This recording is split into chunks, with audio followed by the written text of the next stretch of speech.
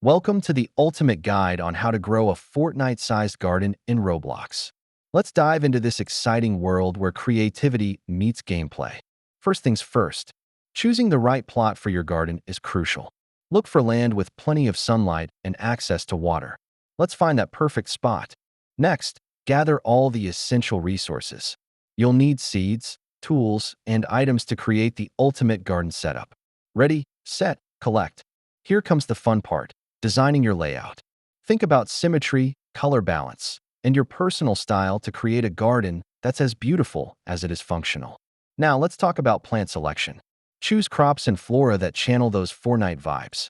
Think colorful, playful, and adventurous. Every great garden needs proper care. Make sure to water your plants regularly and keep an eye on their health. Maintenance is key to thriving plants. Time to add some flair. Incorporate decorations that resonate with Fortnite aesthetics, like cute items and fun structures to jazz up your garden. Don't forget the in-game tools. They're your best friends in gardening. Familiarize yourself with them to make your gardening experience smooth and enjoyable.